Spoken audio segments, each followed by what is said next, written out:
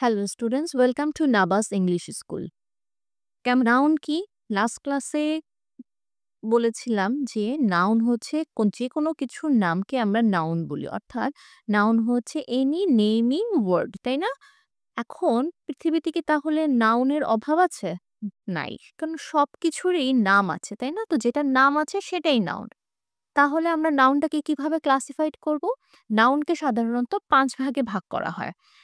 একটা হচ্ছে proper noun, common noun, collective noun, abstract noun and material noun. এই প্রত্যেকটা যদি এক্সাম্পল দিয়ে বুঝো তাহলে দেখবে যে পরবর্তীতে আর কখনোই এই জিনিসটা ভুল করবে না। আচ্ছা, সবার প্রথমে আসা প্রপার নাউন। প্রপার নাউন কি জিনিস? আমরা বলেছিলাম যে কোনো কিছুর নামকেই আমরা নাউন বলি। এখন এই যে কোনো কিছুটা যখন কোনো নির্দিষ্ট ব্যক্তি হয়ে যায় বা নির্দিষ্ট বস্তু বা স্থান হয়ে যায়, যখন তুমি এটা নির্দিষ্ট, ঠিক আছে? যেমন ওই নাউনটা শুধুমাত্র ওই জিনিসটাকেই বোঝাচ্ছে, ওই ব্যক্তিটাকেই বোঝাচ্ছে, তখন সেটা হচ্ছে প্রপার নাউন। তোমরা একটা এক্সাম্পল দেখতে পারো, যেমন তুলি। তুলি একটা নির্দিষ্ট মেয়ের নাম, তাই না? বা আমরা বলতে পারি যে পদ্মা। পদ্মা একটা নির্দিষ্ট নদীর নাম। পদ্মা বলতে আমরা ওই নদীটাকেই বুঝি। ঢাকা। ঢাকা একটা শহরের নাম, এবং ঢাকা বলতে আর অন্য কোনো শহরকে আমরা বুঝতেছি না। আমরা ঢাকা বলতে ঢাকাকেই বুঝতেছি। তারপরে ধরো কোনো একটা মাসের নাম হতে পারে ফেব্রুয়ারি। একটা নির্দিষ্ট মাসকে বুঝাচ্ছে, তাই না?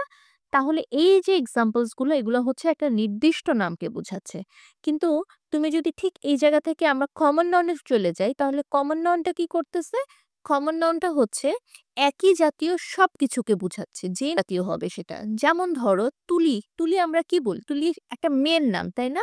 কিন্তু কমন নাউনের ক্ষেত্রে এটা হয়ে যাবে গার্ল। বুঝতে পেরেছি? যখন আমরা দেখব গার্ল, সেটাও একটা নাউন, কজ এটা একটা নাম, তাই না? আমরা মেয়েদেরকে বুঝাচ্ছি দিয়ে। তাহলে কিন্তু এখানে গার্ল বলতে কি আমরা কোনো নির্দিষ্ট মেয়েকে বুঝিয়েছি? না। গার্লটা এখানে একই জাতীয় সমস্ত কিছু, তাই না? মানে একই জাতীয় বলতে এখানে সব মেয়েদেরকে আমরা একসাথে এখানে গার্ল বলছি। কিন্তু এটাই যখন প্রপার নাউনে আসে তখন একটা নির্দিষ্ট নাম হয়ে আসে, তাই না? যেমন ধরো তুলি বা নাবা।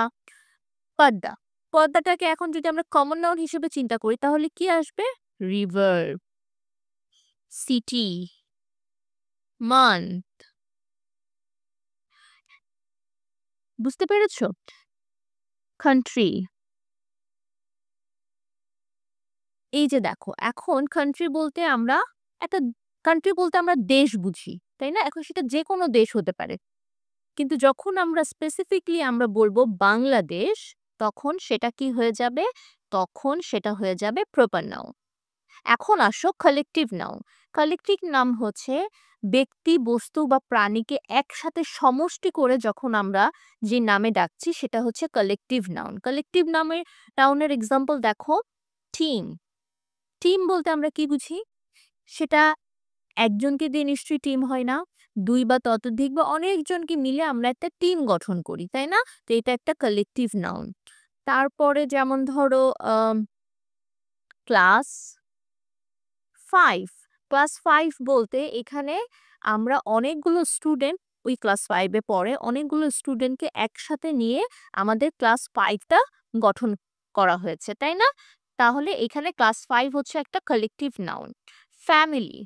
ফ্যামিলি কি একজনকে দিয়ে ফ্যামিলি হয়? না। একটা ফ্যামিলিতে বাবা, মা, ভাই, বোন সবাই থাকে। তো এই যে অনেকগুলো ফ্যামিলি মেম্বারসদেরকে নিয়ে একটা ফ্যামিলি ক্রিয়েট হচ্ছে, এইজন্য এইটা একটা কালেকটিভ নাউন। আর্মি। আর্মি বলতে কি? আর্মি। আর্মি কি একজন মানুষ নিয়ে গঠিত? না। অনেকগুলো সৈনিক নিয়ে একটা আর্মি ফর্ম হয়, তাই না? তাহলে আর্মি হচ্ছে কি একটা কালেকটিভ নাউন।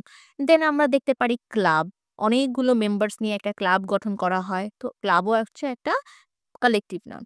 এখন আসো অ্যাবস্ট্রাক্ট নাউন। অ্যাবস্ট্রাক্ট নাউন কি?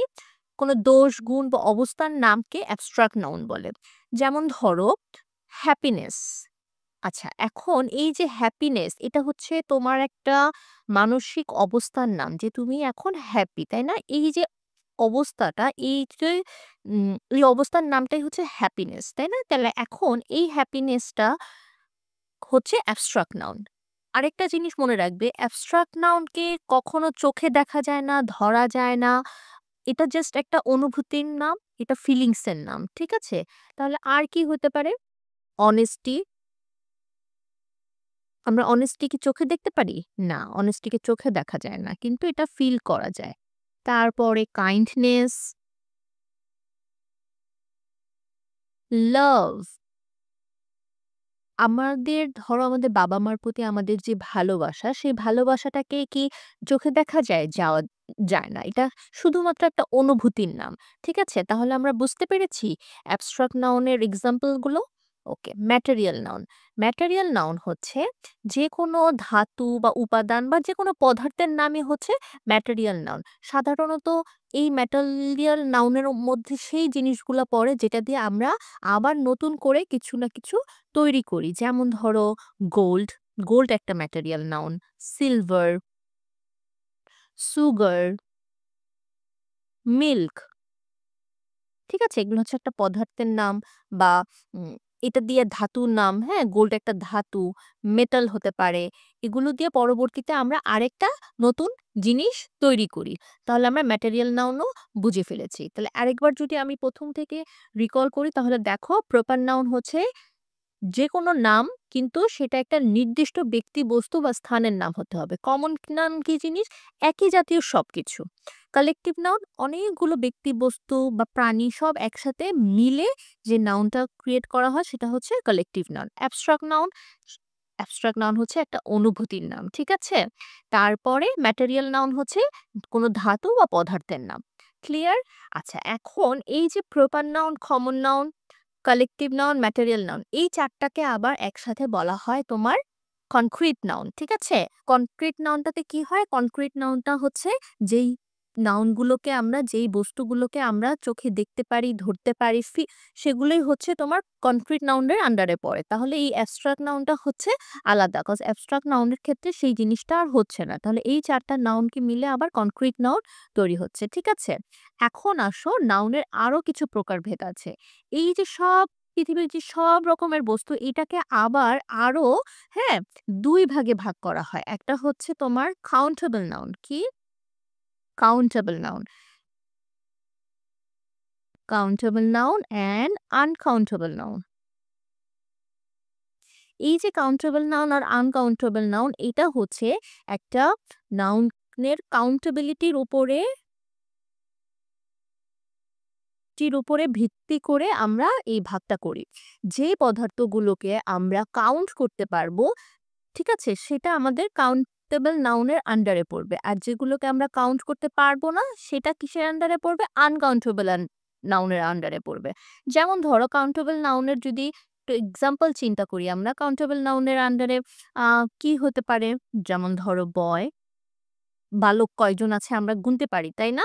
স্টুডেন্ট আমরা গুনতে পারি যে কয়জন স্টুডেন্ট আছে একটা ক্লাসে। বার্ড, বার্ড গোনা যায়। গাছে ২ টা পাখি বসে আছে, ৪ টা পাখি বসে আছে। আমরা চাইলেই এই জিনিসটা গুনতে পারি। তারপরে যেমন ধরো পেন, হাউস, এই টাইপের জিনিস যেগুলো গোনা যায় সেগুলো হচ্ছে কাউন্টেবল নাউনের আন্ডারে পড়বে। মান্থ, সিটি, কয়টা শহর, এগুলো সবকিছু আমরা গুনে বের করতে পারছি। কিন্তু আনকাউন্টেবল নাউন কিরকম? আনকাউন্টেবল নাউনের এক্সাম্পল হচ্ছে যেমন ধরো আম যদি আমরা বলি হেয়ার, আমাদের মাথার যে চুল সেটাকে আমরা গুনতে পারি? না। সুগার, সুগার কি গোনা যায়? যায় না। অয়েল, অয়েল কি গোনা যায়? না। অয়েলকে পরিমাপ করা যায়। এই যে পরিমাপ করা আর গোনা এই ২ টা মিলিয়ে ফেলো না। সুগারকে আমরা পরিমাপ করতে পারি যে ১ কেজি সুগার, ২ কেজি সুগার, বা আমরা অয়েলকে পরিমাপ করতে পারি যে ১ লিটার, ৫ লিটার, ১০ লিটার, কিন্তু এটাকে গোনা যায় না। সো পরিমাপ আর গোনা কিন্তু সেইম জিনিস না। ঠিক আছে? তাহলে এই জিনিসগুলোকে আমরা গুনতে পারছি না। ওয়াটার, ওয়াটারকে কি গোনা যায়? গোনা যায় না। তাহলে এই জিনিসগুলো তোমার আনকাউন্টেবল নাউনের আন্ডারে পড়ে যাচ্ছে। তাহলে আমরা কি দেখছি? ১ম এ হচ্ছে নাউনকে আমরা ৫ ভাগে ভাগ করছি, যেটা হচ্ছে proper noun, common noun, collective noun, abstract noun, material noun. এর মধ্যে যেই নাউনটা আমরা চোখে দেখতে পারছি না, ধরতে পারছি না সেটা হচ্ছে অ্যাবস্ট্রাক্ট নাউন এবং বাকি যে জিনিসগুলো আমরা চোখে দেখতে পারি, ধরতে পারি সেগুলো আবার কিসের আন্ডারে পড়ছে? কনক্রিট নাউনের আন্ডারে পড়ছে এবং কাউন্টেবিলিটির উপরে ভিত্তি করে নাউনকে আবার দুভাগে ভাগ করা যায়। Countable noun, uncountable noun. এখন আমাকে বলো এই যে অ্যাবস্ট্রাক্ট নাউনটা আছে যেটা আমরা কোনো একটা অনুভূতির নাম, ফিলিংস এর নাম সেটা কি কাউন্টেবল নাউনের আন্ডারে পড়বে না আনকাউন্টেবল নাউনের আন্ডারে পড়বে? অবভিয়াসলি সেটা আনকাউন্টেবল নাউনের আন্ডারে পড়বে। কজ লাভ তুমি কি গুনতে পারো? গুনতে পারি না, তাই না? অনেস্টি এটা গোনা যায় না।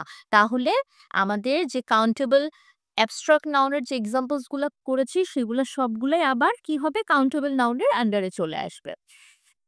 এই ছিল নাউন, ঠিক আছে? নাউনের প্রকারভেদ এবং অনেক কোয়েশ্চেনস আসে যেখানে তোমাদের মধ্যে দেখা যাবে যে ফিলিং দ্য ব্ল্যাঙ্কস দিয়ে দিয়েছে বা মানুষ কনফিউজ হয়ে যায় যে এটা প্রপার নাউনের আন্ডারে পড়বে না কমন নাউনের আন্ডারে পড়বে। সো এই এক্সাম্পলস গুলো যদি একটু ভালো করে আমরা নোটিস করি তাহলে এই ভুলগুলো আর হবে না। ঠিক আছে? আমরা আরো কিছু এক্সারসাইজ এটা নিয়ে প্র্যাকটিস করব। Till then, be happy and stay safe and don't forget to like and subscribe.